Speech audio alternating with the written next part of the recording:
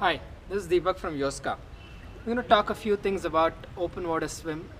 So one of the things when you do any triathlon is we will have usually a mass start, which means all of them start swimming at the same time, which can make a few people a bit anxious and anxiety in terms of how to manage certain scenarios, and quite a few people sort of panic. So I think it's important to just have relaxed, take advantage of maybe practicing that leading up to the race. And nowadays in quite a few of the triathlons you have a wave start or a staggered start, which means you're pretty much starting with 5 to 6 people at a time behind each other, which I think helps some of the first timers to ease out and manage certain scenarios. Another thing which can happen in a mass start, or even when you do a wave start, you'll still have a lot of people around you, so there's a lot of contact with each other. So there will be a few elbows and legs very close to you, in terms of you might get kicked in the goggles and things. So one of the things for us to do is to wear the goggles first and then the swim cap.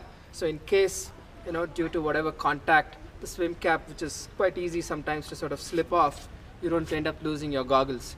You can always swim without a swim cap, but it'll be very hard to manage yourself if you lose the goggles. So just making sure that you have the goggles first and then the swim cap, so in case the swim cap comes off, the goggles are still on. That's another thing to know. Just make sure that you do that in the open water. Another thing which can happen is also water may get into your goggles while you're swimming, and unlike in a swimming pool, you can't just stand and fix your goggles like I'm trying to do now. So one of the things we will do is at that point is just go onto your back, find yourself, put a few hard strokes first, find yourself a place so that you're away from a few people, go onto your back, light kicking with the legs, and then just lift your goggles up and bring it down. If there's any water inside your goggles, that'll just slip outside. So that's one thing which is something which is important for you to do, especially in case you get into a scenario where you're not able to see clearly with water in your goggles. Another thing when you're swimming in the open waters or in the triathlons is you can draft or swim behind a few people or a pack, which makes it easier. Obviously with a little less effort you'll be able to keep up with that particular pack, but at the same time make sure that you're not drifting away and that pack is obviously swimming in the right direction. So it's important to do that. And once you find someone's feet, just making sure that you're staying with them helps you, and helps you to save some energy throughout the swim. So what we'll be doing now is primarily just showing you one thing about just fixing up our goggles and looking at what we want to do.